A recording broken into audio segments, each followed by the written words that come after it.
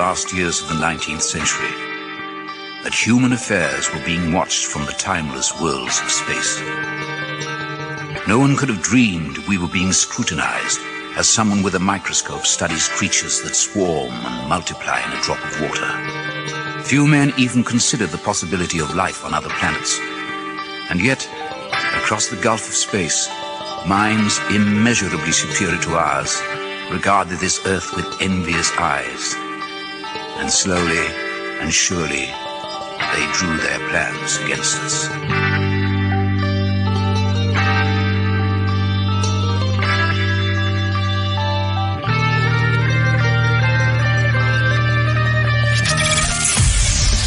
Broadcasting live from a tiny studio somewhere in North America. This is Dark Matters Radio Live. And now I give you your host, the silverback of ufology. Here's Don Ecker.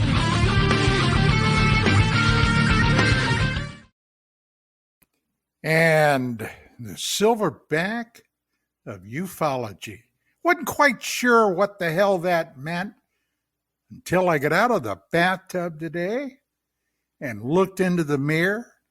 And my God, I thought I was in Denver, Colorado at the Silver Depository. But what are you going to do? Not much I can do about that. But welcome back to another brand new edition of Dark Matters Radio. Tonight, we're going to take a little trip back to the 1990s, and we're going to talk about a little publication my wife and I once upon a time published for over 20 years, and my guest tonight at that time for 5 or 6 years was the managing editor there, Ms. Rene Barnett. Now, I'm sure you know Rene from right here on KGRAdb because she is the hostess of Night Vision Radio. Not to mention, she also is the publisher and practically does all the writing herself on the KGRA newsletter. And with that being said, Rene, welcome back. It's been, since around Halloween when you were last on. Oh, that's true. But you were on my show on Friday, so. Yes, I was. Yes, I was. Keeping this thing going here. Yes, we have. Sorry, and of course, I've got a dog glued to my chest. But...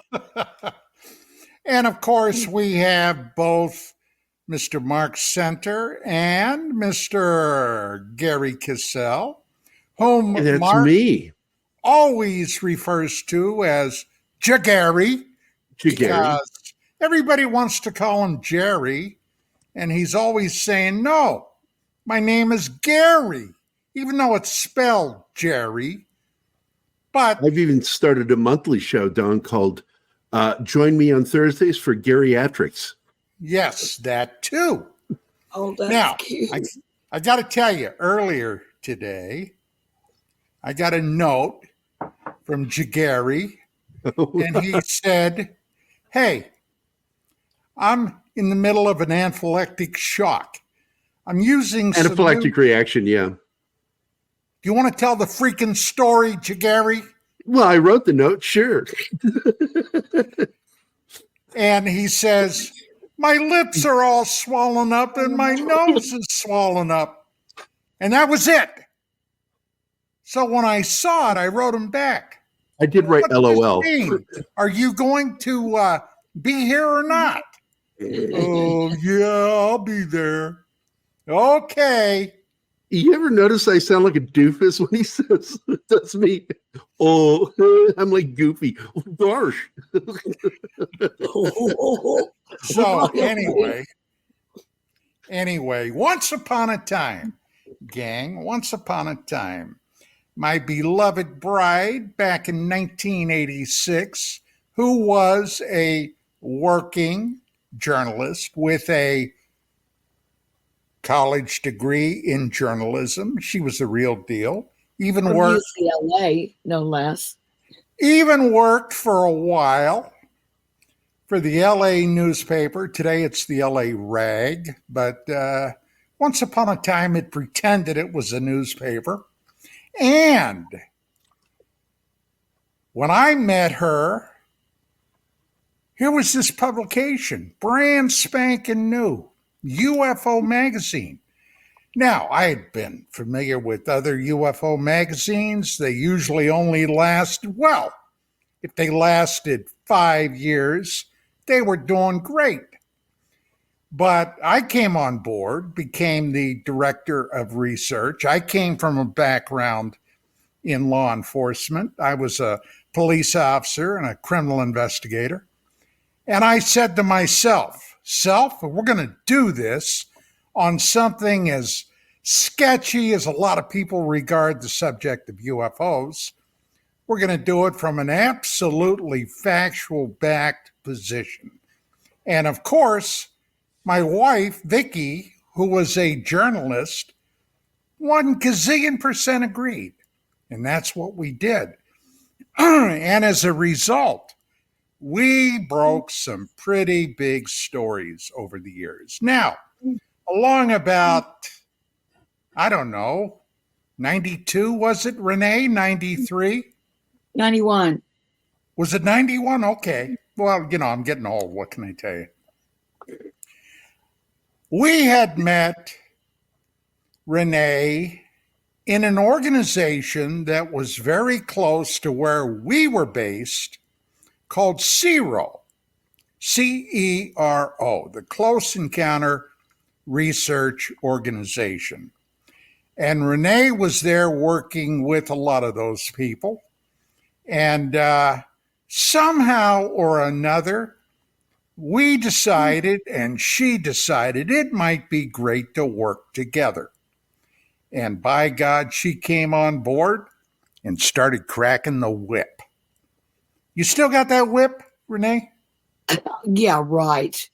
I do have the pink hand. I don't know if you remember the pink hand. Vicki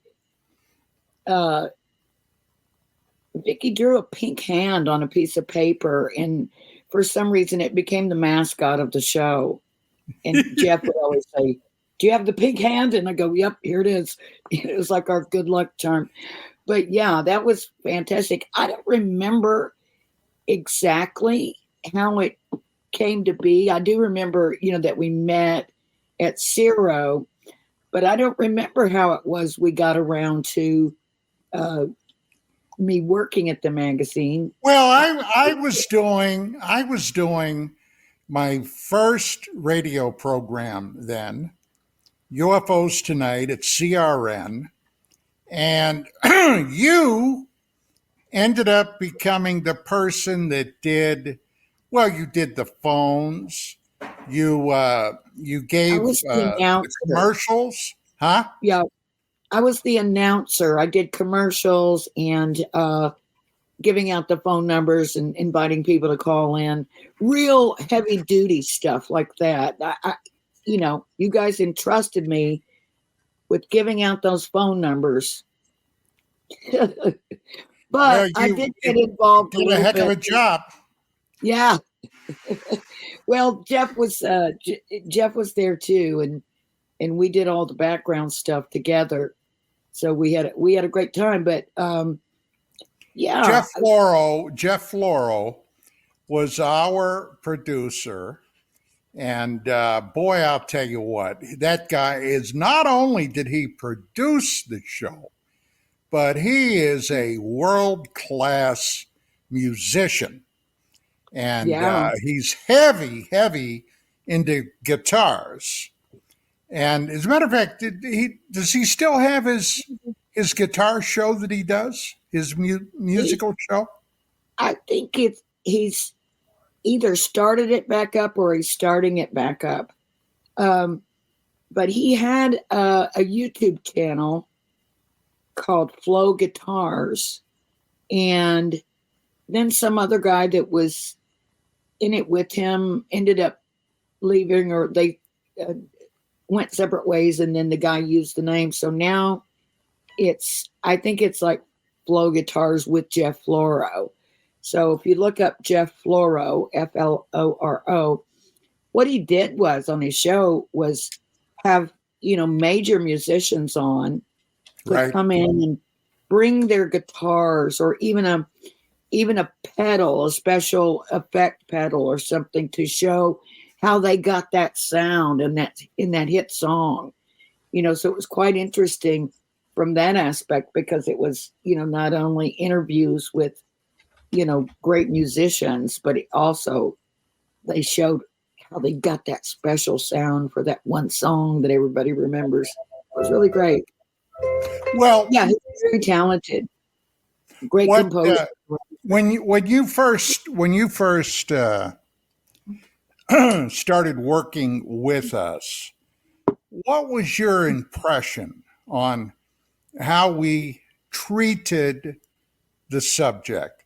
Now, Vicki at that time was concerned a great deal with not only the business aspects of running the magazine, but also she was very strict about editorial. But mainstream ufology, how did you view the way we handled that, Rene? Oh, I loved it. It was, you're right. It was sort of a serious look at what, especially at that time, was considered a very edgy subject or subject matter. So I think that because you guys did it in that way, and it was imperative that the stories, were handled in a journalistic manner, tracking down the facts to the extent, making sure not to, editorialize in the stories unless we were doing an editorial. But it made it a much more reliable magazine. And I think it really enabled us to be able to talk to more serious people. Vicki had, probably you too, but I know Vicki had a great relationship with NASA. They would speak with her when, some of the other maybe less serious or less journalistic publications would never get an interview with NASA. And it was good, because it's always good to, get the comments back on, what's being developed by our military, by NASA. And I know that both you guys always had really good inroads to those worlds. I think because of the seriousness of the magazine. And at that time, and I guess it was for about 15 years, wasn't it, that Vicki started, co-founded the magazine with Sherry Stark, and then until the magazine was ultimately sold, it was wasn't that about a 15-year run? Yeah.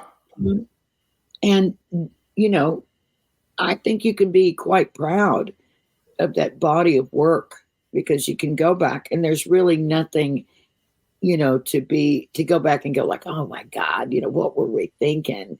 We really went off the deep end on that subject matter.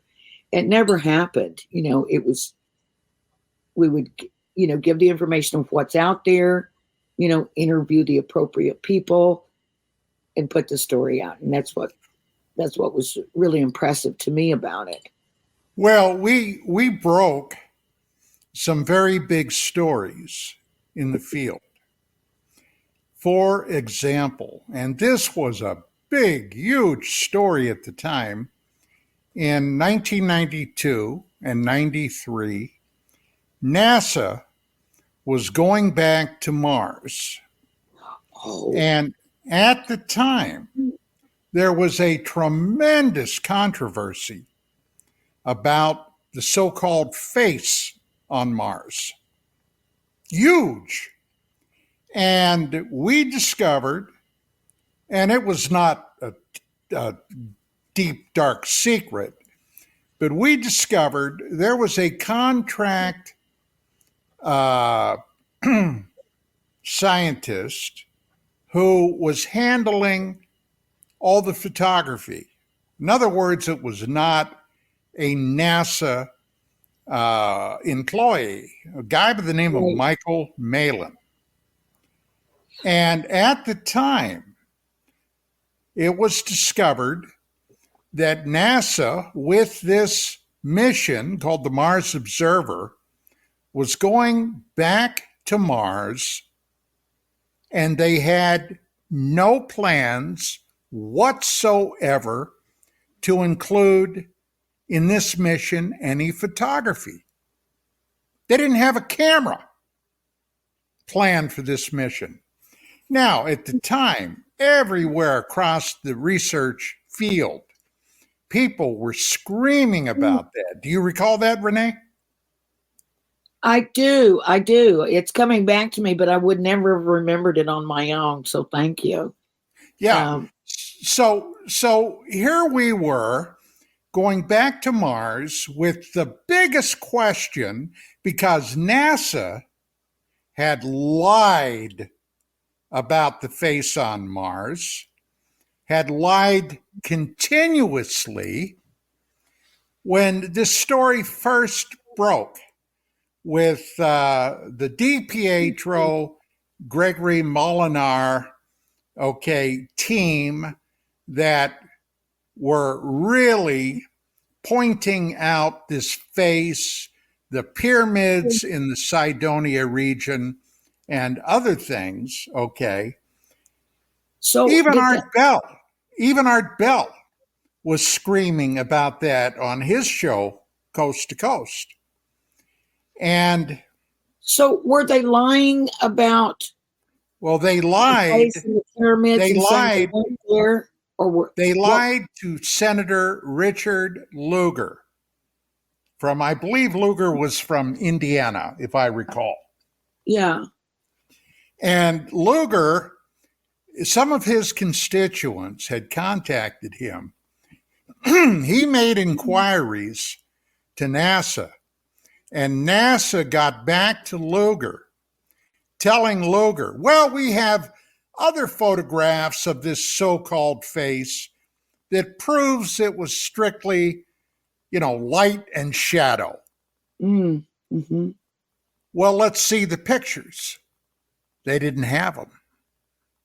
They didn't have any pictures.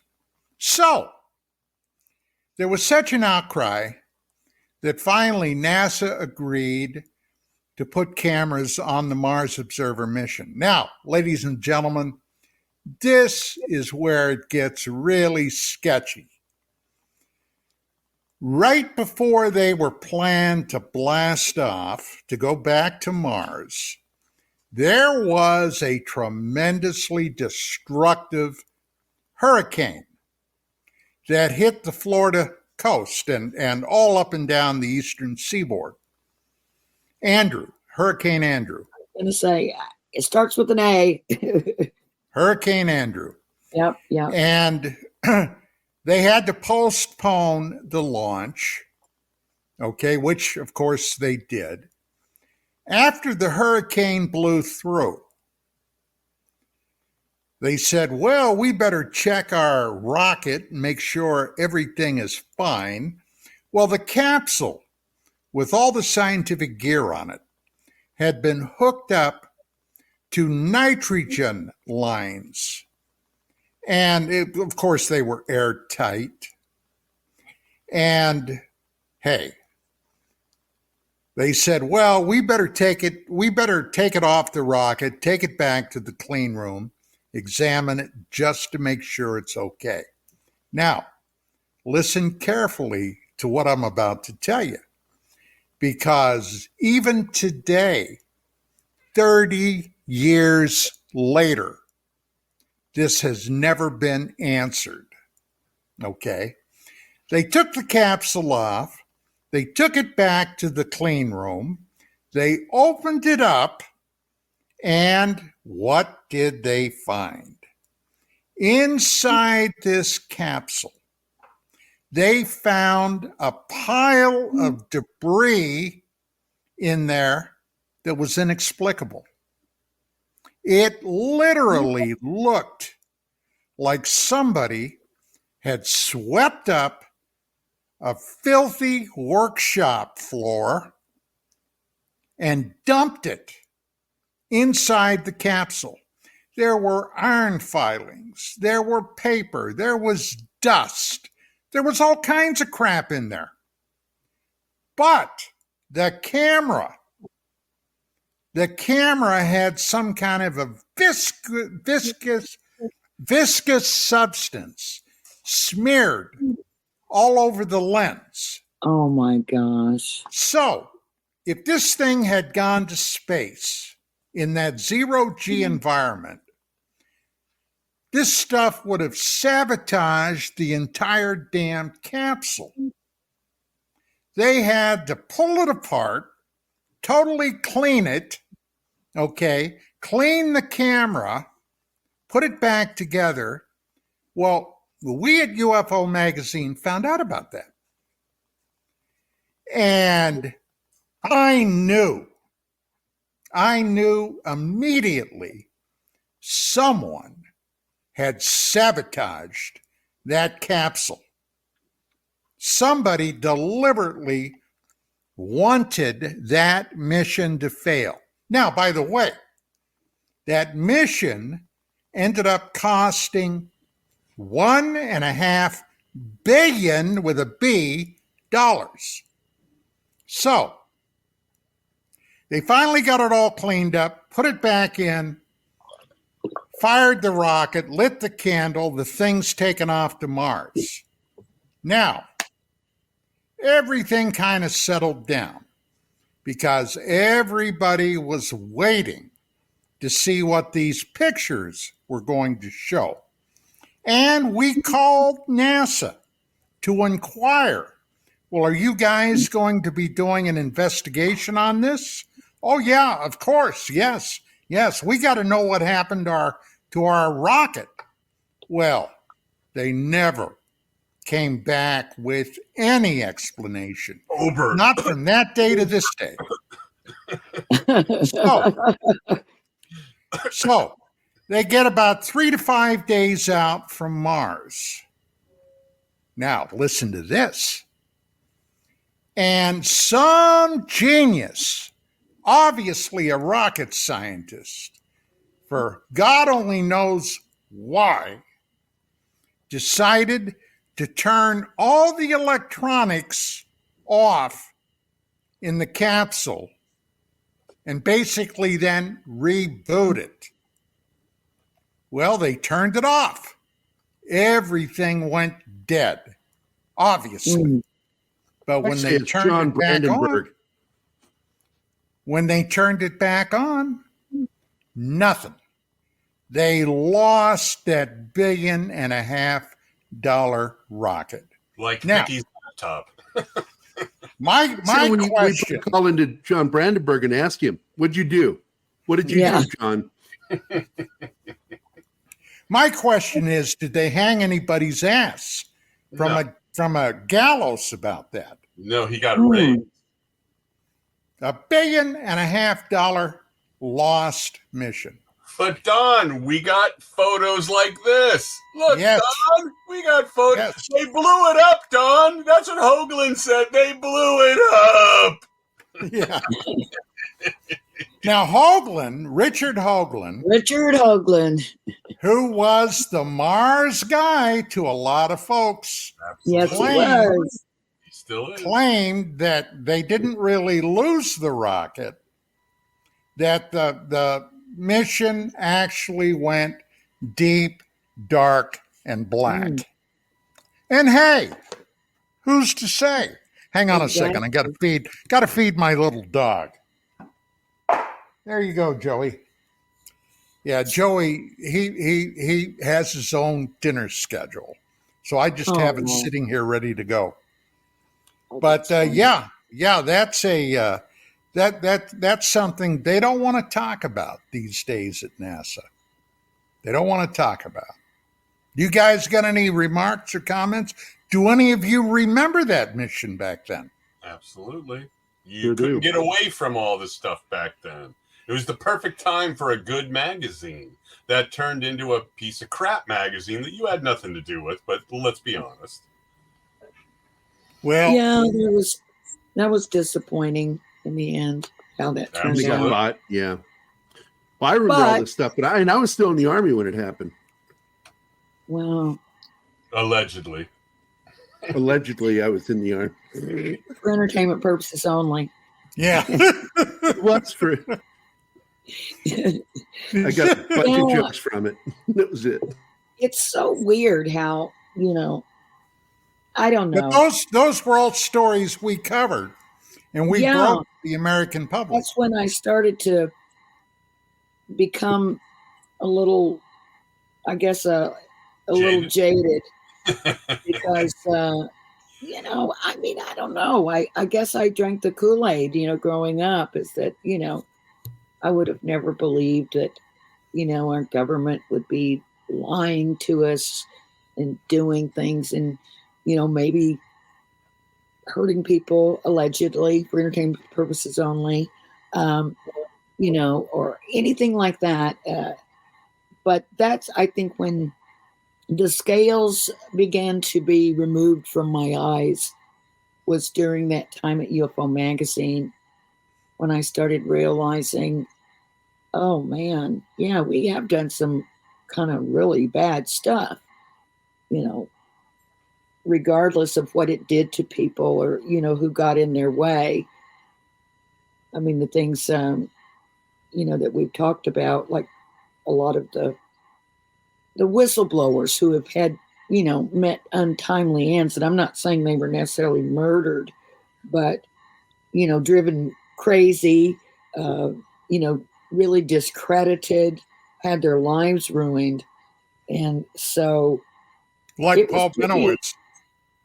Exactly.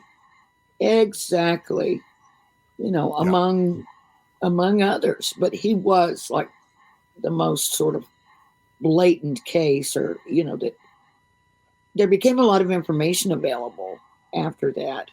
Yes. And even Bill Moore, who had been actually involved in that disinformation or in psych ops campaign against Paul Benowitz, he even admitted it. Sure. In fact, I think that's when I met you and Vicki the first time. It was my first exposure to the two of you. I was at that UFO conference. It was in the 80s, and it was in Las Vegas. The Las Vegas MUFON Symposium. The International Symposium. Yeah. And Bill Moore had the audacity to get up on the stage and admit, what had happened and what he had done. And I remember I hear someone from across the room, a woman, yell out, "What about the Constitution?" And I looked and people said, "Oh, that's Vicki Cooper. She's UFO Magazine." That was quite a few years before you guys were married. Yeah. And punishment at all for anybody involved with that? What was that, Gary? Was there anybody punished for what happened to Benowitz? Nope. No. There is something you said, though, that I wasn't at that one. I was involved in, but I didn't go out to Vegas for that one. It is interesting that he actually got up on stage and said that, though, right? I mean, why would you do that? I don't know. That's a question I asked. It seems even more strange. He destroyed himself by his own volition. He did it right there. Why would he think that was important to let that out? Maybe he was still working, and maybe there was something else, not just disinformation and not just a psyop against Benowitz, but maybe there really was some secret stuff that, they didn't want out. So they went to that room was filled with spooks. Sure. And not just our I spooks. think they did it on purpose. Why would he admit to it like that in a public forum like that? Yeah, he might have been told to, In his little page boy haircut. Prince So Valiant haircut. Renee, with the whistleblower, especially that one, with the whistleblowers of yesterday and now seemingly government sanctioned whistleblowers, what's your view on the UAP and the disclosure and what we're seeing going on now? Well, I will say that when I saw the, congressional hearings, and I saw that, people, Congress were really asking questions, and it seemed to be, Congress-wide. It wasn't just one side or another, and seemed to be saying, we need to make this information transparent to the American people, and even to us. So I had a little, glimpse of hope there for about one hot minute. And then, but I wasn't at all surprised to hear them say anything that was really substantive or something that we'd never heard before had to be discussed, behind closed doors. Well, as far as I know, I've never heard another peep about those closed door meetings. I don't think they've ever happened. And I feel like now that might have been kind of performative. I don't really know what to think, to be honest. Right. It did seem as though it was a huge regurgitation of what we've already known, what we've already suspected, what we've already heard. And it was like, I can tell you behind closed doors, I got to be careful. The first term used in this subject that I remember about biologics. Yeah. And then with the Corbell and what I consider the falling on his knees for some reason of the newscaster from Las Vegas, kind of I'm gonna hitch my giddy up to Corbell, and as Corbell says,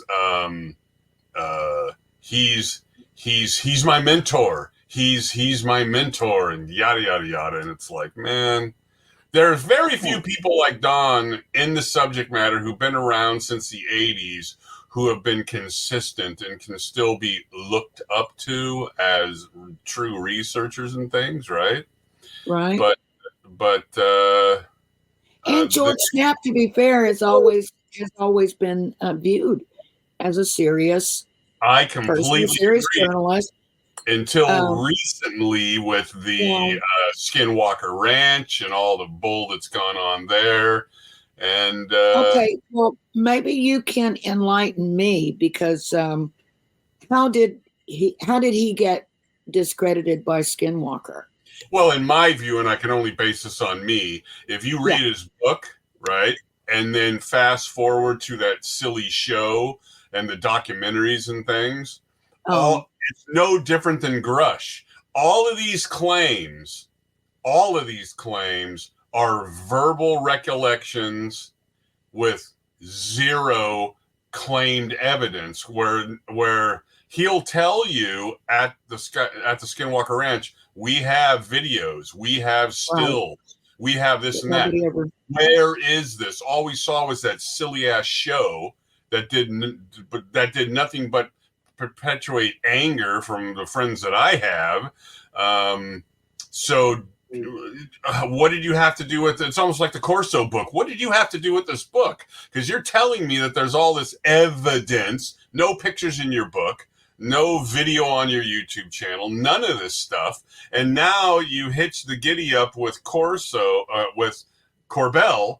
And I don't know if you watched the TMZ 3-parter, but it was basically just a cis boom ball all about Corbell and all about what he's done and how he's weaponized you, and everybody here is weaponized. And oh my God, this is so cringe, as the kids say.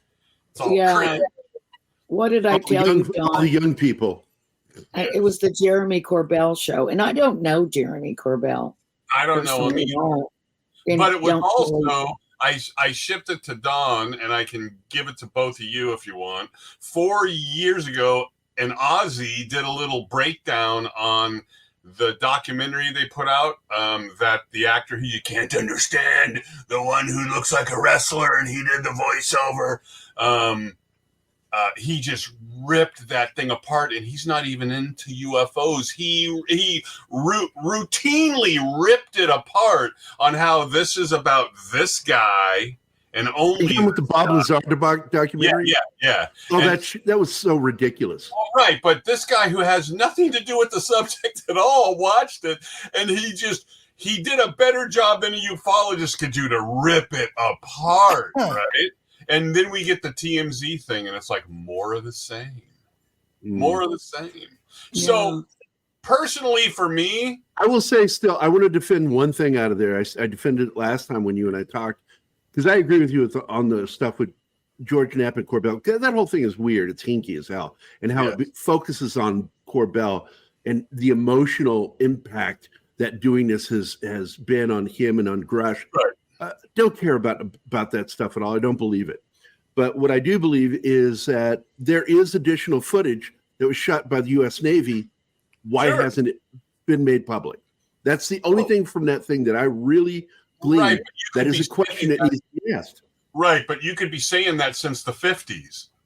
Yeah. This isn't new. This is not new, okay?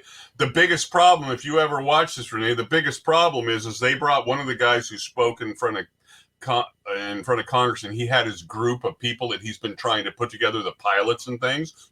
It's good work. He seems like he's an okay guy. And they send him down to Mexico to appear with Musan. Yeah, Musan and those little fake aliens. If Musan's involved, you run in the opposite direction. And I don't think anybody warned him. I don't know if he knew who that was. Because he didn't seem to be cut off guard. He's a pilot. I'm sorry, aviator. He's a naval aviator, not a ufologist. Right, and he wasn't sent down there alone. Corbell and those guys know who That's what I'm saying. is. And then Musan brings these things out, and the guy freaks out and says, rightly so, he did freak out, but back it up. They sent him down there knowing Musan would be there. They knew it. Corbell and all those guys knew it. I agree. Giddy up to Musan again. It's ridiculous. Yeah, it is. It's ridiculous. Corbell knew that Jaime was going to bring those. Corbell had to know. No, well, he had to know that he was going to be there, and it's going to be more misinformation. Well, if it's like Rene, are you going to appear? And I don't know you. Are you going to appear on a dog and pony show with Stephen Greer? No.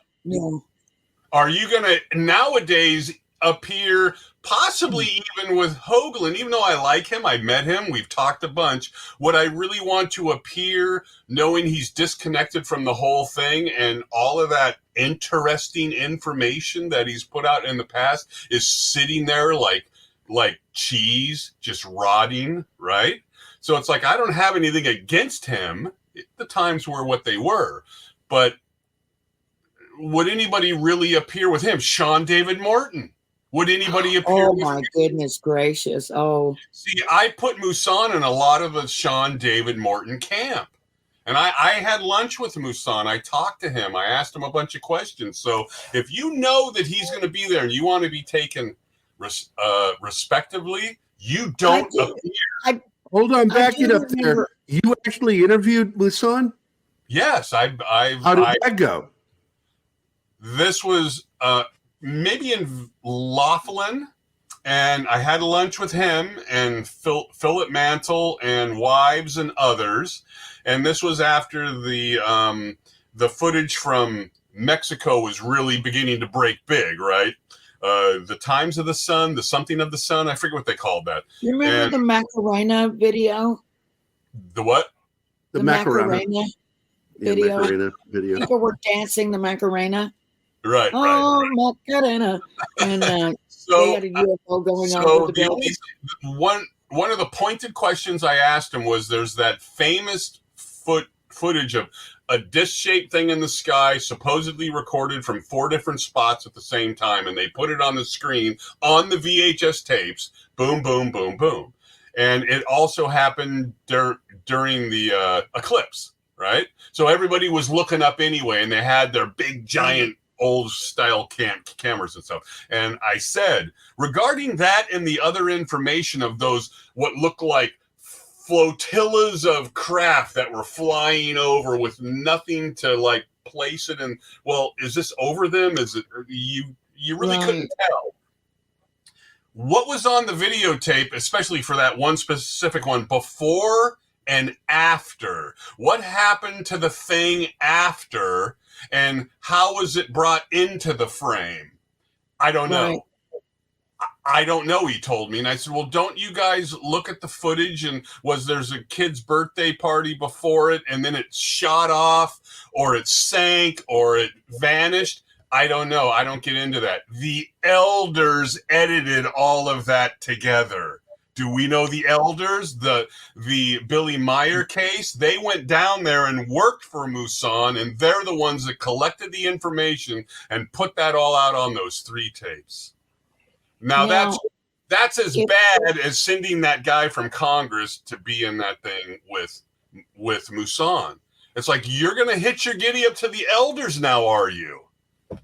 Now, if I'm not mistaken, I believe it was, I got an email or some notice from somewhere that Britt Elders is now available for appearing on radio shows. Oh, we gotta contact him then. Now, Don, you don't want me on that show. No, we want you on there, Mark. We want you on there. Wasn't she the one that was involved with Shirley MacLaine, and she's from Arizona? Yeah, sure. About 20 years ago, 15, I did a deep dive, and that's the only thing I could find was a connection that she was, like, involved with the website. I really wasn't sure how deeply she was, but yes.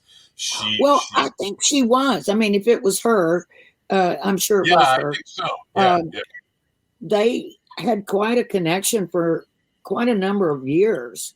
Right. And you kind of had to go through Britt if you wanted, anything at all on Shirley MacLaine. But the last time I talked to the gatekeeper. She was the gatekeeper. What was the guy's name? Lee. The last time I talked to him, I said, could you spend a little time and clear some stuff up about, well, not clear it up, but talk about the Myers case? And he said, that's old news. We don't discuss that anymore because we're on to the Mexico flap. And he said it nice enough, but he just said, that's old news and we've done our work there and we're done. Well, there's a researcher. Now, he's never said he was a researcher, but there's a creator of information to spew out to the world and move on. Yeah. That's like saying, well, Roswell, 1947. Yeah, it's done. That's old news. Right. It was crash test dummies. We all know it. Yeah. But even though there were no dummies in use in 47, they didn't get started until what, 50, 51? 53, 54. 53. It could be something, obviously, that somebody used to get some attention and to, for whatever reasons, money or attention. And of course, they don't want to talk about it anymore.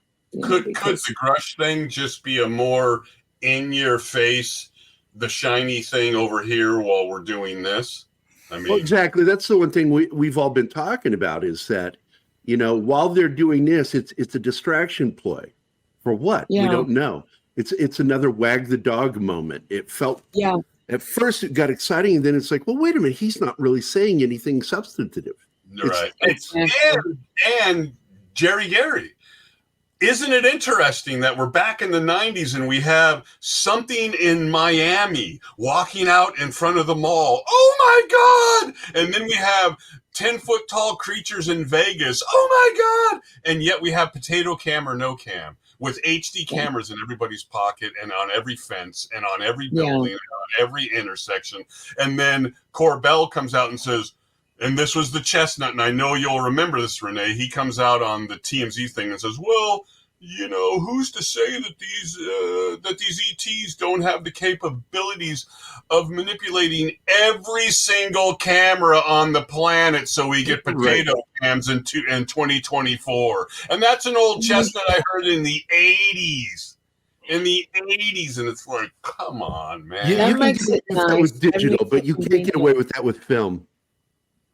Oh my. Well, I don't think you can get away with that with 40 billion HD cameras around the world either. So yeah, it's really it's such a disservice to everyone if people are being disingenuous about evidence, because it's like there really is something, yes, I agree. Why do we have to fight through all this crap? Well, I'm gonna say that I truly believe that there are at least 2, possibly more than 2, factions within the military intelligence aspects of the government, the federal government, that there is at least one group trying to the best of their ability to have more disclosure. And there's another group, probably the intelligence aspects, that want to cut that off at the knees. Now, this went all the way back to the late 80s, the early 90s. Now, for any of you that were around then, okay, MJ-12 was the soup of the week. Majestic. All right, with the whole UFO thing. Now, the MJ-12 documents, if you know anything about the UFO history, that was a document that allegedly was prepared for incoming President Dwight Eisenhower in 1952, after Harry Truman was getting ready to leave office. Truman was the president when the Roswell event happened, whatever the hell that was. And Eisenhower, this briefing document that supposedly, well, by the way, the FBI declared it was a hoax, a fraudulent document. There's still people out there that believe it was real.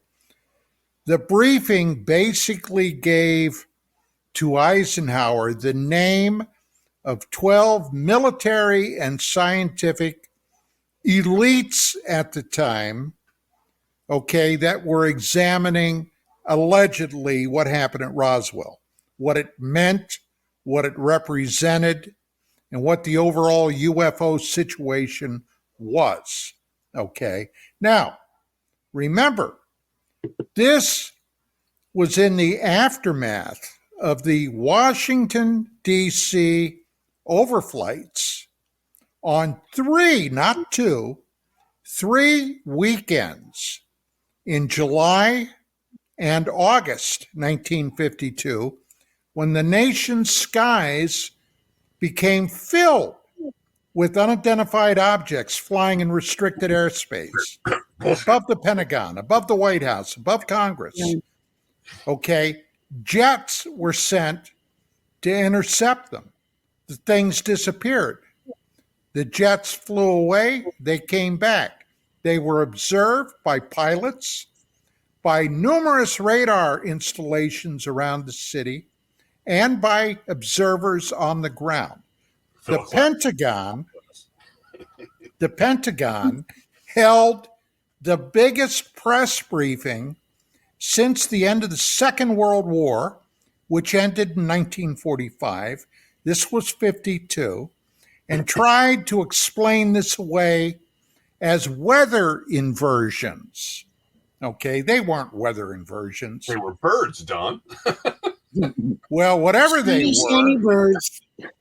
whatever they were, they had everybody up in arms. Now, the bottom line was that was the nexus that all this came together, and in January of 53, okay, almost, 70 years ago, the Central Intelligence Agency put together a scientific panel, okay, in order to discuss not what you might think, UFOs, what are they?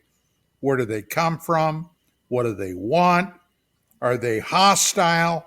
We don't know. No. They wanted to discuss how do we de-emphasize UFOs in the public mind? How do we basically get rid of the problem? And among other ideas that people came up with were enlisting the studios of Walt Disney, huge celebrities at the time. Now, this is a name out of the past. Probably most of you won't even recognize it. But a man by the name of Arthur Godfrey, who was a huge celebrity. I've got one thing to say, ukulele. Yes, ukulele. He liked to pick his ukulele. But no, this was the beginning of the government, the intelligence people, the military, of putting down what Vicki and I back in the day called a laughter curtain around UFOs, turning them into the tinfoil hat conspiracy nutsos, okay, that believed in UFOs. Well, look at how things have changed. Really? Well, the tinfoil hat whack jobs are still out there. Well, it's the Outer Space Brothers. I forget the name of that one that I watched, but we didn't do ourselves any service when they could easily find people saying, "Yeah, I've been to Venus," right? And that was back in the 40s, right? They did all those interviews with the contactees. The contactees at Giant Rock and all that. Again, I'm not saying people haven't been, haven't had experiences, but you got to admit that was a fun story. Well, yeah, it was fun, but they were able to use that as part of the distraction and misinformation. So, you mean that wasn't true? I don't know, Don. Was it? Well, I'm going to have to wait until after the break because, gang, we got to take our first break. This is Dark Matters Radio. Tonight, my very special guest, longtime friend, Rene Barnett, along with my other two pals, Jagari Kissel and Mark Center. We'll be back. Stick around. Well, it appears we got back in time. By golly. Somebody just put a couple of Mark, you just put a couple of notes up. Mark's a busy boy. Yeah. I just wanted to we don't need to talk about this because most people have never heard this, but this was a story that broke. Well, tell the story, by God. I will. So in 1957, an Air Force pilot, Milton Torres, was told that he was going to go up and he was going to shoot 24 rockets at a UFO. And you can go to... This is out of the UK, by the way, the United Kingdom. And you can go to YouTube and you can find it. Just type in Milton Torres was ordered to shoot down a UFO. And it's about 12 minutes long. He talks about it. And he said that while he was up there, it sat there like Jerry Gary, just not even moving. And then it reached speeds of 7,600 miles an hour. And he never did shoot at it because basically it was gone. 7,600 miles an hour like Gary. like Gary wishes he could while he's on his way to the toilet. And it's a pretty cool story. I sent it to Don. We'll send it out to whomever, and you can find it yourself. Again, Milton Torres was ordered to shoot down a UFO. He talks about the plane. He shows the model of it. I don't know what to think of it. He's 77 years old now, which is basically right around Don's age. So Don's got all of his marbles. Up your ass. Well, it's close. It's close. 77. Boys, let's be careful about age now.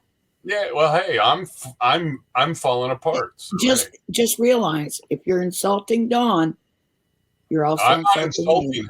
I'm showing him the respect he deserves. Don, the plane was an F-86D Sabre. Yes. Which I had not ever heard of before. So if you folks out there want to check on this, go to YouTube and watch it. And it is very interesting. He seems to come off like not a nutter, as they would say in the UK. I don't know what to think of this. It just broke. So, Don I think that if what is Don Mad Mardigan was watching right now, he'd have this question. Don, what jet fighters did they use when you were in World War I? And speaking, by the way, Mark, the videos you sent, I downloaded them. I got so freaking angry on the first video where they're showing scenes supposedly taking place in World War I. They got like fighter planes from World War II and soldiers from World War II. They're showing World War II helmets, and they're talking about a battle in World War I with Harry Truman. So you got angry about that, but not of the TMZ 3-parter. Yeah, it's the military accuracy is the single most important thing to me. So Don, just on the surface, what did you think of what that guy had to say? I don't know what to make of. I find it very believable.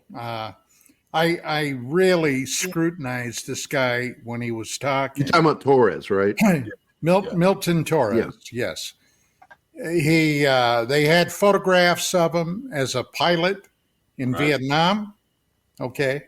Which, by the way, Gary, that's where I was, not Korea.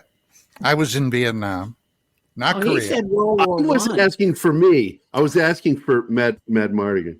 Mad Mardigan. This was a young kid. Well, he's a vet. Disabled vet that thought for some reason Don served in Korea. It's like, no, how old do you think I am? Oh my God, Don! That became a running joke. It's a running joke. I'm never letting it go. I think it's funny as shit.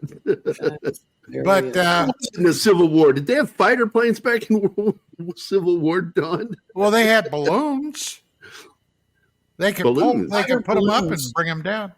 No, but anyway, this guy, I find his story very believable. And hey, if the guy was pulling a hoax, it would not be hard to basically discredit it. So yeah. Well, he certainly was in the service, and he knows what he's talking about technically, right? Because he was talking about the aircraft and what it could do and all that. So yeah, it's just interesting. People trying to discredit him, Mark? It just broke. It just broke. So I don't think they've had a chance. Know anything about his background other than his military service? Yeah, he's a PhD. He's a civil engineer. The guy's the real McCoy. I don't see why he would come out and say this stuff if it wasn't true.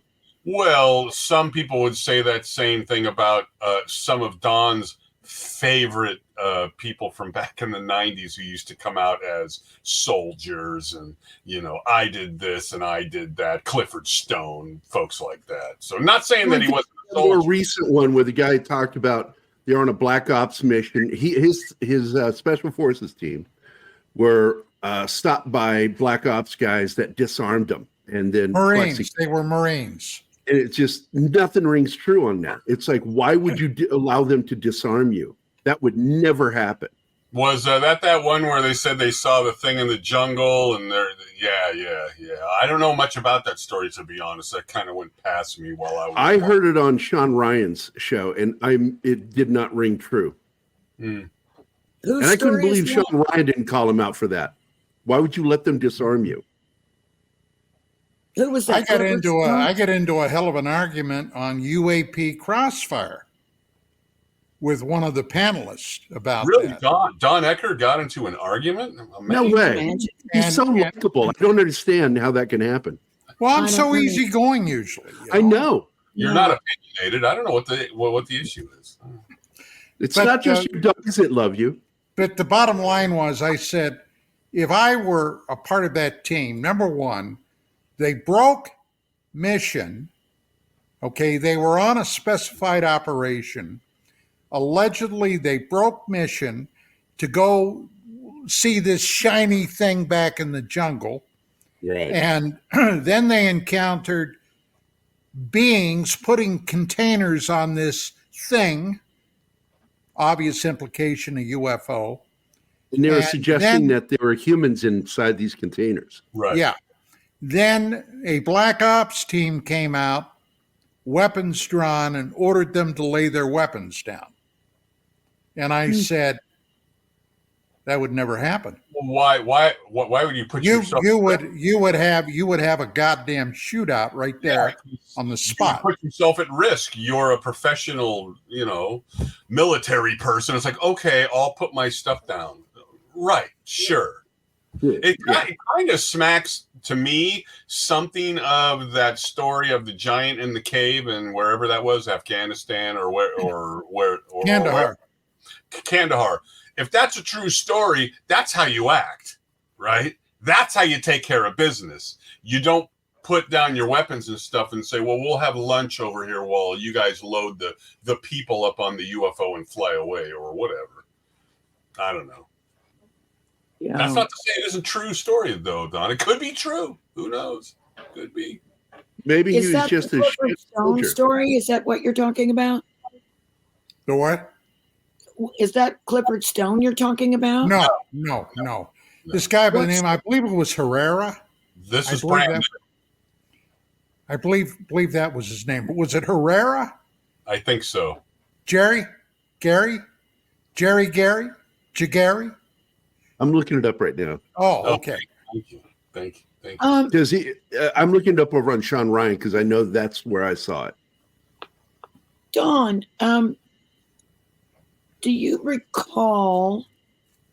I guess this was during the whole alien autopsy. Oh my God! Craziness.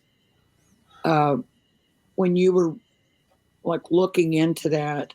And I think maybe Dwight Schultz and you went and interviewed the cameraman. No. One of my listeners at the time, his father had been a combat cameraman in the Pacific during World War II. And they had I don't want to call it a fraternity or a unit or whatever, but there were a number of these guys, okay, that would get together here in the LA area and have get-togethers and what have you. And I was able, Schultz and I were able to get a couple of these guys to come in to the studio. We did a show with them. And we basically talked about him because I was bound and determined to track this guy down if he was real. Mm-hmm. Okay. Then Ray Santilli, that lying, deceitful scumbag. Why did I bring this up? I don't know. That's all right.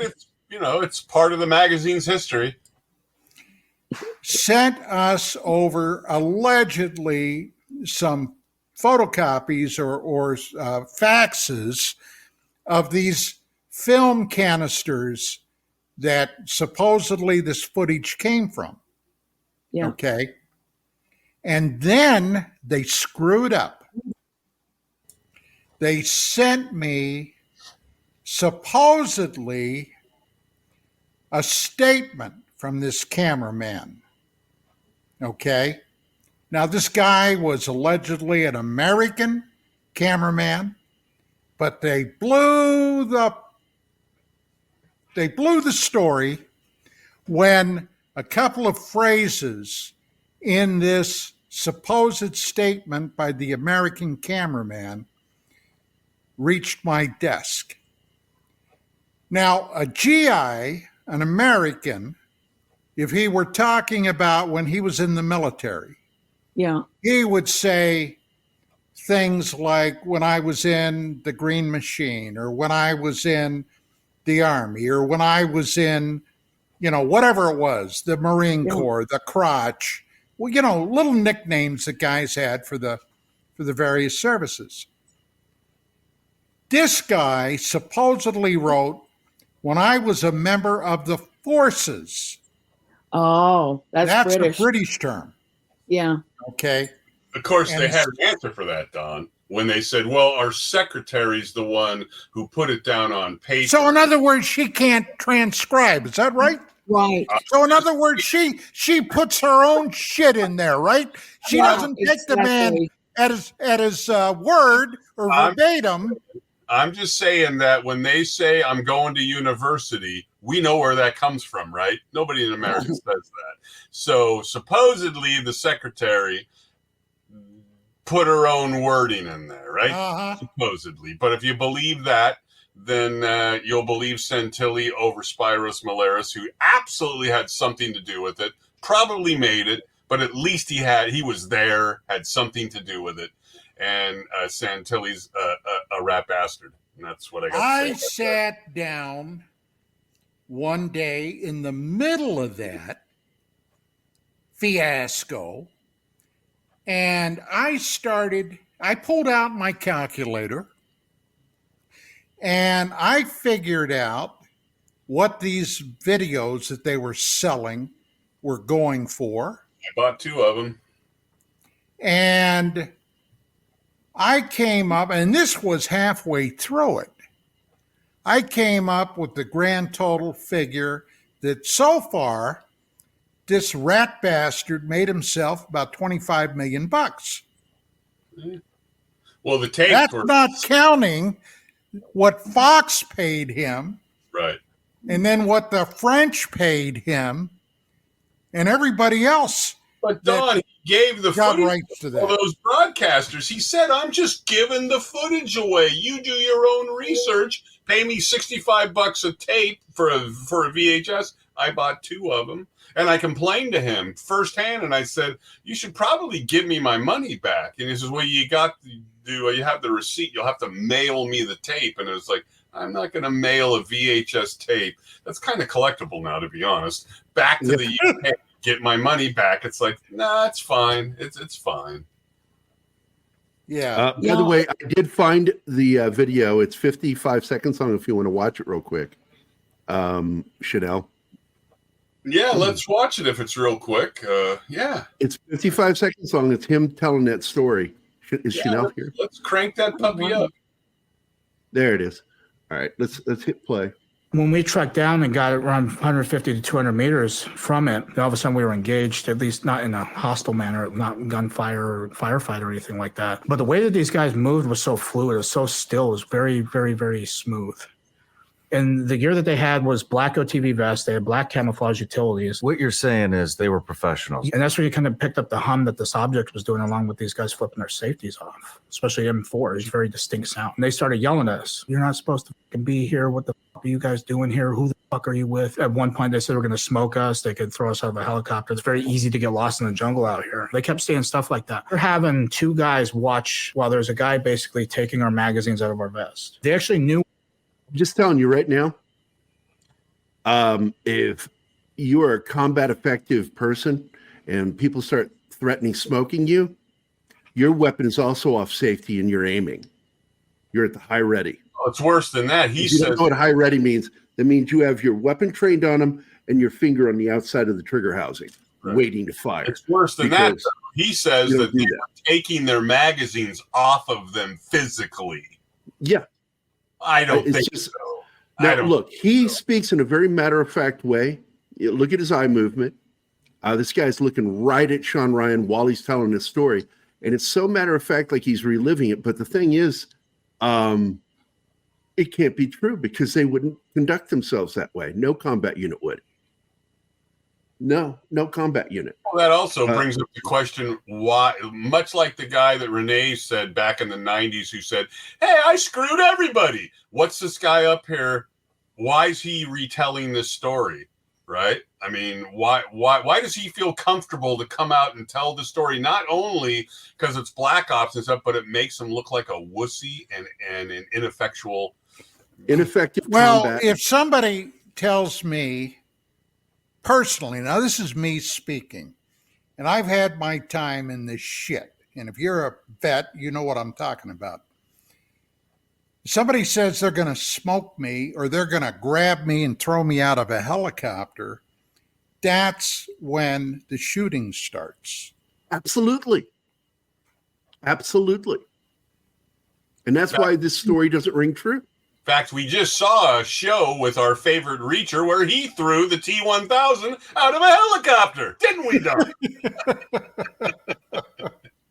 Great show. Reacher. Who's Sarah Connor? Who cares? Best line in the whole show. Who's Sarah Connor? Who cares? Yeah. Well, the best line for me was, get going, stupid. Get going, stupid. I loved it. And then he gets blown up. Well, he's stupid. Great. You know, not to backtrack, but it's all right. Go ahead. About the alien autopsy thing, a few years back, I knew a few other guys that worked on alien autopsy. And I had one of them on my show, but only Night Vision Radio, by the way. And it wasn't video then. It was just audio. And I wasn't I promised him I wouldn't use his name. Well, when you say that they worked on it, was it the debris footage? Was it the tent footage? Was it the actual... It was the whole production of the alien autopsy film. Which later they said was shot in the apartment, right? Yes. Yeah. So did Spiros Malaris come up at this time at all? No. No, that's interesting. Yeah, no. But kind of strangely, I mean, maybe not. I mean, there are coincidences, but not long after that, the guy and I knew him. He works in LA in production. He's a good friend of one of my good friends, and anyway, not long after that, he died suddenly, like some kind of a brain aneurysm or something. It wasn't very old. I mean, he was probably in his late 40s, maybe 50, something like that.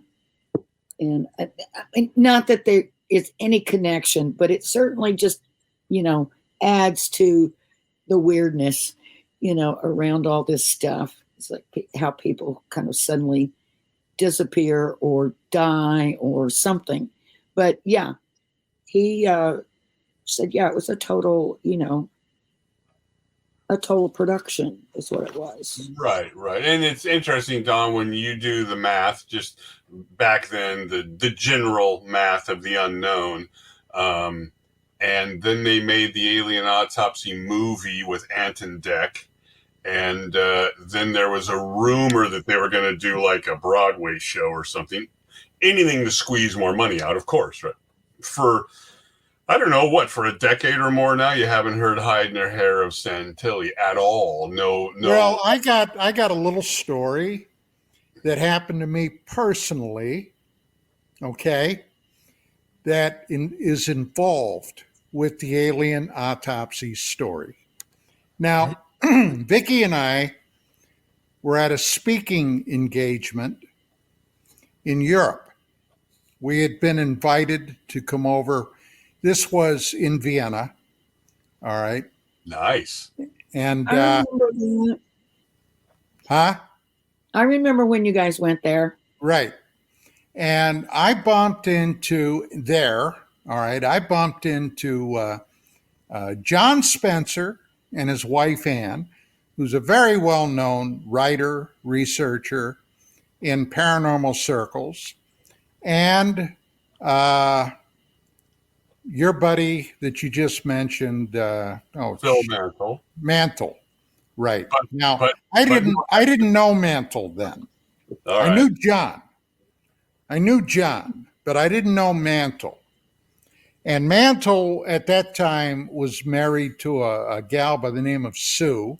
Yes. And they were all very nice. You know, we had dinners and that kind of stuff.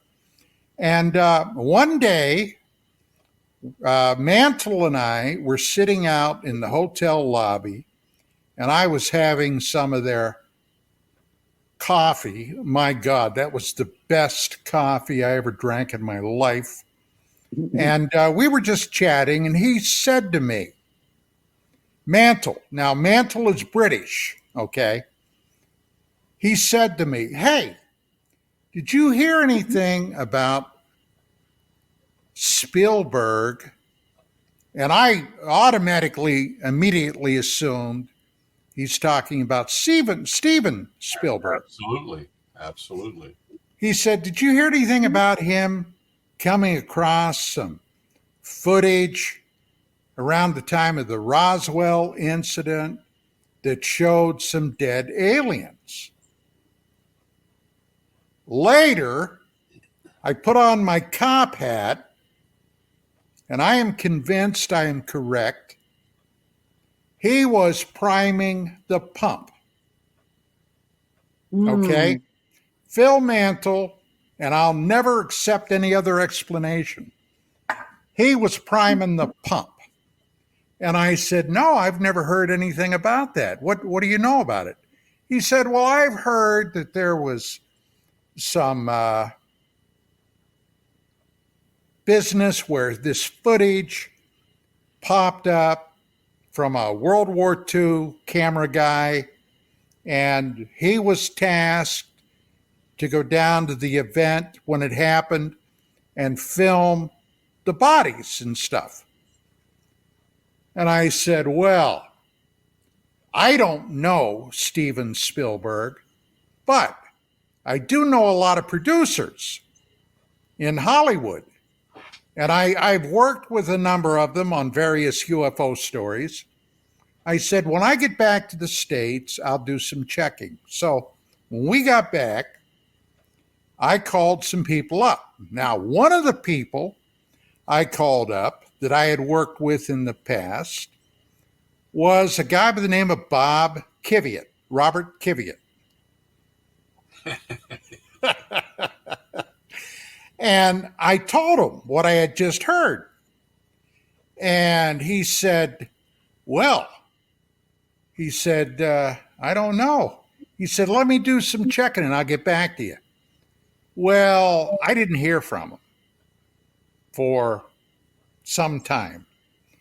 And I was still, and Mantle, if I remember correctly, had called me up to say, well, did you find anything out? And I said, well, I made some inquiries. I haven't heard back yet. So I got back in touch with Kiviat. I called him. And he said he was doing some exploring. And the next thing I knew, now, hey, I was the guy that took this story to him. Me. Okay? He said, well, I'm flying over to the UK. He said, this is what I know so far. And it involved Ray Santilli, obviously. Okay? So, he goes over there. He sees whatever footage Santilli showed all these press people that are in this auditorium or whatever. And, hey, Santilli, one thing I'll give this scumbag, he was smart. He threw the bait out there and all the sharks were swimming around it. And the next thing I knew, Kiviat comes back. They work out a deal with the execs at Fox TV. to start working on this special. Now, okay, I'm the guy that brought this to Kiviat. So I expected Kiviat would want me to be their on-the-ground investigator here, right? Hey, I was a cop. I was a criminal investigator, for God's sake, to track down this camera guy. So the next thing I hear, they're bringing on Commander Beefcake from Star Trek. Okay, Jonathan Frakes. Yeah. So they're bringing him on, and they're getting all this stuff. They made a deal for whatever footage they got. They got all this other crap, and I'm sitting here with my thumb in my ear, waiting to hear back from Hollywood. Ha! That was a big mistake. Well, it was somewhere around the end of July, maybe the first part of August, just a couple of weeks before this thing airs. Mark, when did this air? Yeah, it was August in 94, right? Yeah, it was around that time. And just to throw it out for Dave Aaron from the Audio Video Clearinghouse. Oh my God, Dave Aaron. Right, and I was very close with Dave. We talked constantly up until, he died. Somehow... When did he pass? He died probably within the last 10. So somehow with his contacts, he got a working print on VHS of what was sent to Kiviat. And he sent that to me. And then he, sold it because that's what Dave did. But we had it like a month before the show was put out. I remember I showed that to my mom, and she made it through about a half of it, and she really couldn't ascertain what's real or was fake. She's older, and she said, "I can't watch this." I said, "Oh, that's an interesting response." So, but that's Dave, right? He got a copy of this from somebody. The bottom line was, I still had not seen anything of this video. Okay. And I got to tell you, I was getting a little heated about that, a little steamed. So one Saturday night, Vicky had already gone to bed. I had done the show, was home. I had the TV on. And I guess it was, 10:30 at night, 11:15. My phone rang. And I answered it. And it was Kiviat. And Kiviat said, "Hey," he said, "I'm all ready to show you the film." He said, "If you and Vicky want to come down to my office," and I forget where the hell his office was then, but he said, it was Century City. Might have been. So we drove over in the morning. I guess it was about 10 o'clock we got there, Gwen. Kiviat comes blowing in, pops this VHS tape in the VCR, and starts playing it. Now I'm watching this, and I got to say, I didn't know what to think about it. Absolutely. My first reaction was, my God, can this be real? Okay. Can this be real? And then there was a lot of crap that surfaced up later about there was a phone in this alleged autopsy room with a curly Q wire coming off the phone. They didn't have those then. Well, the fact of the matter is they did. Okay. But these guys are in there in these suits and, face shields, masks, and they're showing the body. And there's aspects of the body that kind of resemble being female and some other odds and ends. And so we get to the end of it. 2 weeks before this thing's going to air on Fox TV. 2 weeks. So Bob looks at me and he said, "Well done." He said, "We're ready. Are you ready?" He said, "I got a desk for you right here. There's your phone. You can be the investigative guy on this, blah, blah, blah." And Bob, whoa. We haven't discussed payment or anything else. And then he got, if you know Kiviat, you know he'll get these sheepish looks on his face. And he said, well, Don, I don't have a budget to pay you. And I said, what? You want me to work on this TV show for free? You don't even get a Oscar. They don't even offer you a Oscar. Come on. And I said, let me ask you a question. Is Commander Beefcake working for free? He said, who? I said, Jonathan Frakes. And I said, Bob, we're out of here. And I got up, Vicky and I left. And then they did hire some kid, and he looked like a kid. And they had one scene of him running across the street, I think in Miami or something. Do you remember that, Mark? Yep. Yeah. He was supposedly going to find the cameraman, blah, blah, blah. Yeah, it was a bucket of shit. Well, after that was all over, I'll tell you, I didn't talk to that guy for years. I thought, is that a fire bucket or just your regular water bucket? it was a big fire bucket. Okay, big ass fire. When he came on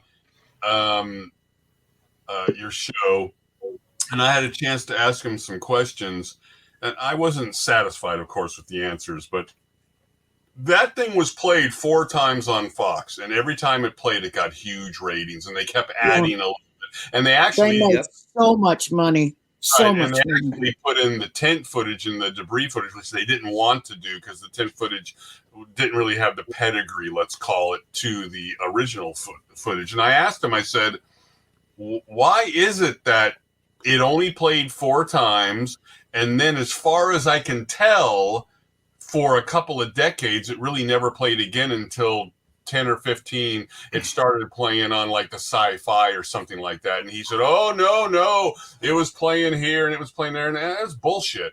I'm a TV guy, and I had Dave as well. And we always wondered about that. Why did they only play it 4 times and it wasn't a perennial thing, right? Like the Patterson footage or something like that. No. And Dave heard a story that there was some stuff that went down with the owner of Fox and his wife, and she was getting like laughed at or something. Murdoch? But something like that on the air, and it was a total joke. Don called it the comedian curtain or the laugh curtain, like that. And he didn't really have a good answer. He said, no, it was still out there. I don't think so. Back in those days, we watched cable. We all had the schedules and stuff, and it never came up again. It was never played again. And I never understood why you would say no to all that money just to replay. I think it's pretty. I think it's pretty obvious, because what they did was they aired it. They made a huge load of money. They re-aired it and made another huge load of money, and then they debunked it themselves. So how are they going to keep showing it if they debunked it? I'll tell you how, because there's still people out there who believe it's true. Yeah, I know, but for their purposes, how can they legitimately go back out with the alien autopsy when but again, they didn't debunk the autopsy. They debunked the tent footage. They never debunked the autopsy or the debris footage, ever. It was only the tent footage.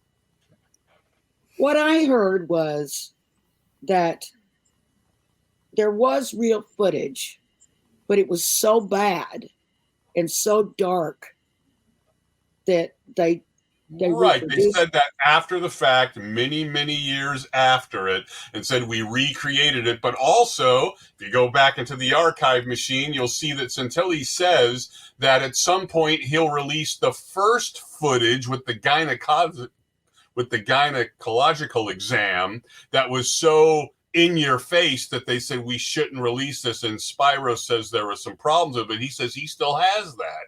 And he's on record saying that, okay? Well, okay, that's the question. If he's got that, then why has Why has that never been seen? Don said he got his money. He probably for years has somewhat gotten called out for this whole fiasco, I would think, right? There's the autopsy guy, right? And we haven't heard hiding her hair from him for a long time. But if he made that kind of money, then why would you? Just enjoy your money and move. Take the money and what run. you're saying is he pulled a Steve Miller and he took the money and run. For the most part, he pops up every so often, and he was involved in that Ant and Dec film, and he told Spyros, who again, whether you believe Spyros or not, Spyros has a part in that movie, played by an actor, and it's the Kielbasa King guy who got supposedly the innards and all that stuff, right? And I guess he's a Greek or whatever in the movie too. And he got pissed off because what they told him was, we're doing it for a laugh. There's no money involved. Hint, caveat sort of thing. There's no money involved and we're doing this for a laugh. We're not getting paid for this movie. So if you want to be part of it and have like a walk on, you're getting nothing for this because we're getting nothing. And that's why he went public. And he said, I'm going public. Bob Kiviat bought his house on Malibu Beach with the money, with alien autopsy money. Sure. Millions.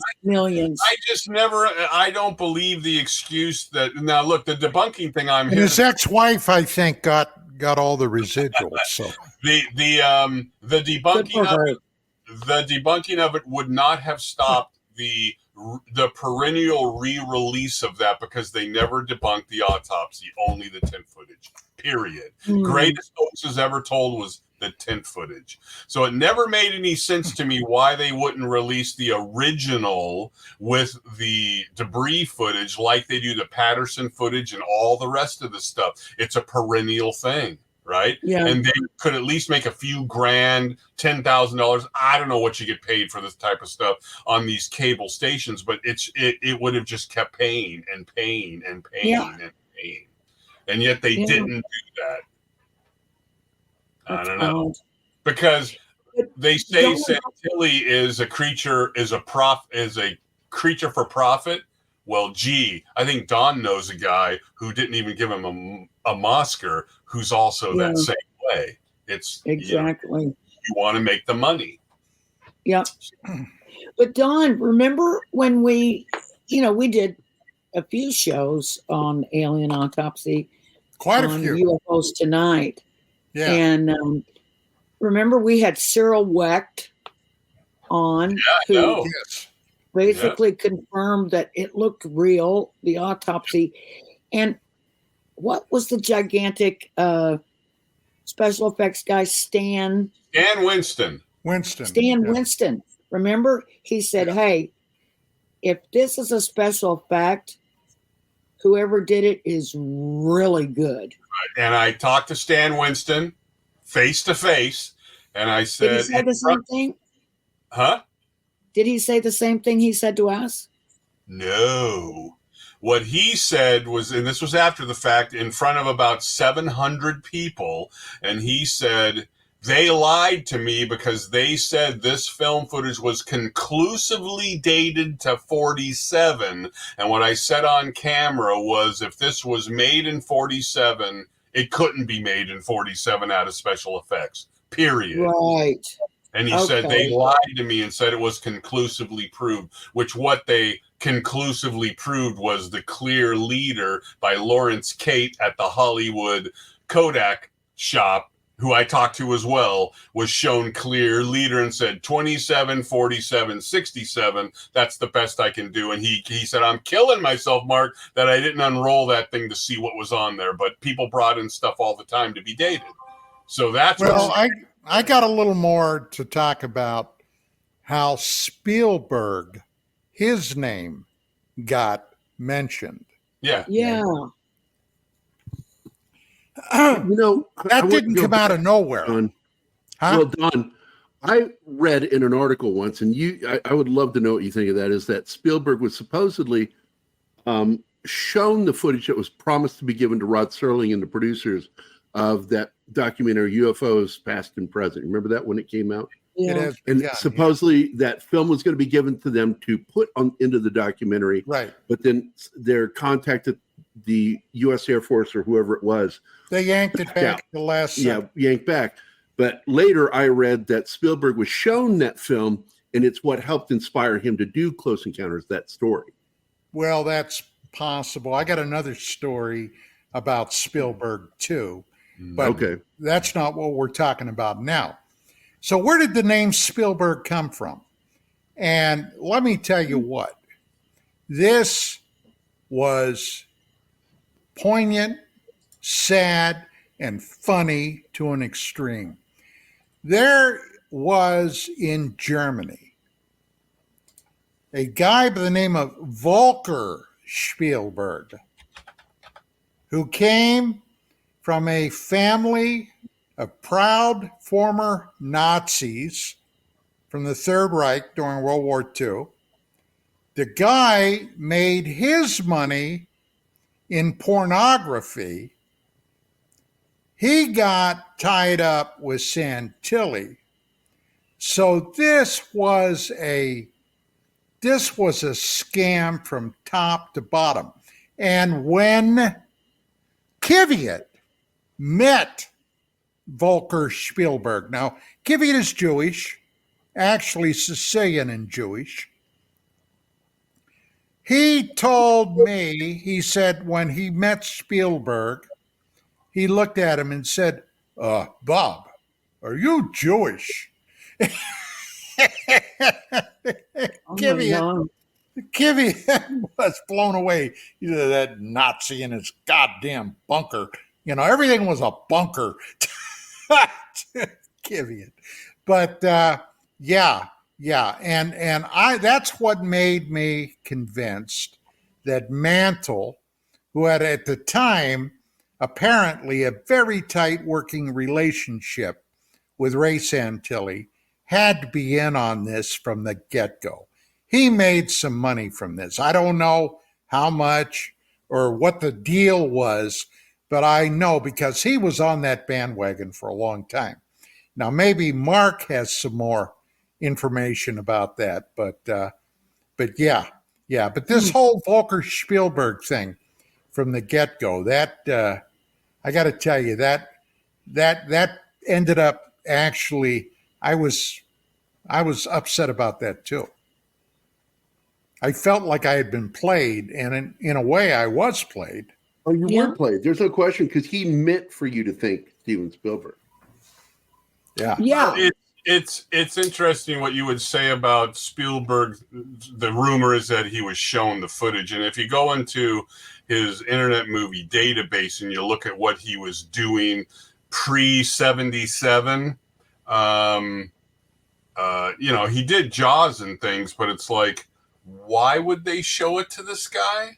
Was it? Yeah, it doesn't make any sense. Why? Because the story never made sense. Sterling in that documentary made sense. Spielberg, it doesn't. Right. It could have been the Disney connection. I don't know. Could have been just the Hollywood connection, and he might have known Jackie Gleason, right? Who knows? Is Jackie an alien? No, but he was big in the UFO thing. And as a matter of fact, his wife, or one of his wives, I think it was wife number 3, I was on a TV show with. And we ended up chatting after the show. And Jackie in New York, in the state of New York, I don't know now where it was, had a house built like a huge saucer. As a matter of fact, the nickname for his house was the Mothership.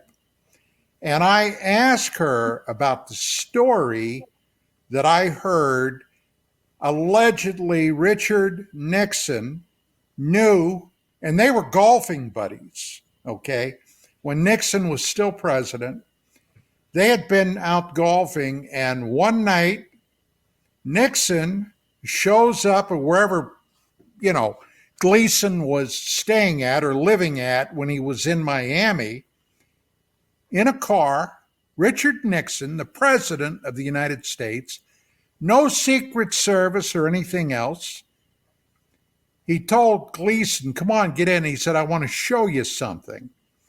And they drove over to, what the hell was the air base? There's an air base down there. Home something. I can't think of the name. Where were they? Florida. Patrick Air Force Base? No. Homewood or hell, I was Army. What do I know? Anyway, he drives up to the front gate. Nixon, okay. The guard comes out, sees who it is, snaps to attention, salutes him, waves him through. Nixon allegedly took Gleason to this out-of-the-way place on the base that was guarded. You get out of the car, the guards open up the doors, let them in, and Nixon took him back. This is what Gleason later said. Took him back to a storage area where they had allegedly alien bodies. Now, this is what Jackie Gleason, and Jackie was already dead, but this is what his wife told me. And she said when Gleason got back to New York to his house, the mothership, he was bouncing off walls for the next 2 weeks because of what his buddy Dick Nixon showed him. Now, is that story real? I don't know. I wasn't there. But this is what his wife said to me. So who knows? Wow. Well, he told her.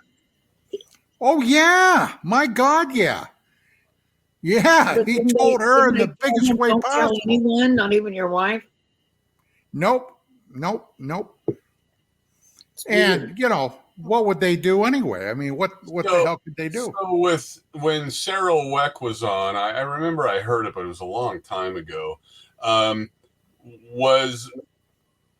Was there possibly, and this is a little different though, but was there a similar situation with him that, much like Stan Winston being told it was conclusively proved to 47, if a guy who's done tens of thousands of autopsies was told it was conclusively proved to 47, would or wouldn't that color his view of the organic quality of the biological on the table? I'm wondering. I don't know. I wouldn't so long ago. Whether he said or not. Well, I wouldn't think it would, right? Because a body is a body, biological, blah blah blah. So you're going to see the way it reacts to being cut open and all that kind of stuff. So it doesn't matter if it's 47 or 27 or 2007, right? Doesn't really, because you're dealing with something in front of you that's being manipulated. So. Unlike what Stan said, where it's like, well, they didn't have the necessary materials to make it look like this in 47. But with a body, bodies look the same in 47 as they do now. So it is interesting that he would have said that, right? Because he's... It is, but I will say, and I don't know, Don, you might disagree with me, but in the ensuing years, I've come to sort of get the impression that Cyril Wecht is a little bit of a media whore. Gee, you think? I've done more Scarlets than you can shake a stick at. Kind of like Tyson, the astrophysicist back in New York, huh? Yes. A little bit of a media whore. He's the autopsy guy to the stars, right? So, of course, you would kind of fall into that to some extent. But is that enough to, possibly make yourself look like a moron if they then said, it's fake, Cyril, right? Because you're always taking that chance. Yeah. Yeah. Oh, I know. And I of course, at the time, when he sort of put his stamp on it, that was very interesting. Or Zawi Huis, who's also another media whore. Yes. Who? Zawi Huis, The Egyptian. Oh my God, Zahi Hawass. Yeah, he is definitely. He's probably ranks number 1, I think. We've got some stuff that we're not going to show you, Don. Are you interested? Yeah. Yeah. Oh, he was Bad News Bears. Yeah. Well, we're getting down to about the last 3 minutes and 20 seconds. Does anybody want to tie up anything? Jagari? Yes, I subscribe to the UFO magazine, and I never got the last issue. Don. Oh, wait a minute. It's not your fault. I'm sorry. Also, I want to point out that with all the the UFO magazines I ever got, I never understood why you didn't get Sergio Argonis to do the folding back page like you had in Mad Magazine. Who? Sergio Argonis, the artist. So you fold. It looked like a drawing of like stuff going on at a park, and then you folded. It was a UFO alien. Yeah, it's something else. Yeah. Yeah, that's going to fit in real good with nuts and bolts research, Jerry. Oh, I thought you were going to refer to the people that read it as nuts and bolts. Just nuts. I read it. Oh my gosh. I had a huge problem with the magazine after you guys unplugged from it when they started having certain people on there to write certain articles and things. And I'm like, what's going on here? My buddy from Florida called me and goes, what the hell is going on with this magazine? And it's not theirs anymore, man. It's not theirs. Well, at least somebody noticed. Oh, Richard Saraday, okay, one of my dearest friends.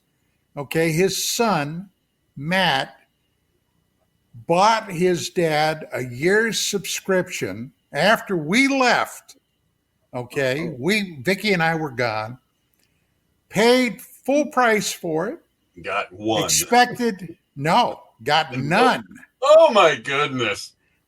Paid for the subscription. And that was when they decided they were going to take a year off publishing the magazine so Burns' wife could write the great American novel. Yep. And that was the end of the magazine. Yeah, I think they went to the web, or they kept your website up for a short time and kept promising and all that. But I heard from quite a few people about that. It's like, man, what's going on here? And, I wasn't a huge fan of Timothy Buckley Green. I know some people liked him, but I had my issues with him. And when they started like putting his stuff in there and all that, and it's like, oh my God, Don would never do this. Yeah. Is there no way to ever take control of it again? No, it just kind of folded up and blew away. That's what happened to. I've tried to talk Vicky a few times into, starting a new magazine. How'd that work out? I don't even entertain the idea. I can't say as I blame her, but that was hard. I would say the best, and I've talked to Don about this, the best thing that they could do is scan them all and put them together in such a way that they could make some money off of it as well, but make those great articles and stuff available again. Yeah, make e-copies available of the classic issues. Yeah. Well, I do have permission from the powers that be at UFO Magazine to use articles as I come across things. And I wanted to maybe start up a section on the KGRA website, Tales from UFO Magazine Ball. Not before you put my paper up there. You're not gonna. Oh, that I have a call in to one of my bosses at KGRA. So Robert Kivian, who's taken over KGRA. It's going to be coming out with the next newsletter. Uh-huh. We're going to write about it, and then we're going to post it in complete, in its complete form on the website. And so anybody that hasn't signed up, it's free to sign up to the website and be on our mailing list, and you get an amazing artist, Rene, that can do artwork for covers and articles. He's really good. From what I hear, he's a dick, but he's good. Okay, Don, that's it. We're done. Yeah. Here, wrap it up, Don. We got Oh my gosh. we got less than 35 seconds. Hey, guys, great show tonight. Thank you all so much. Renee, it's always a distinct pleasure to have you on. Jagari and Mark, you guys are on top, guys. Thank you so much. Yeah, Mark, I see that. That's the Where'd you face get that on picture Mars. of me? Yeah. They blew it up. Good Lord willing, and the river don't rise. We'll be back again next Monday. Hey, Thursday evening, 5 p.m. Pacific and 8 o'clock Eastern. UAP Crossfire Commander Cobra is back in town, and we'll see you there. In the meantime, keep your eyes pointed up, and we'll see you next week. God bless Sam and Dean Winchester. See ya. Peace out.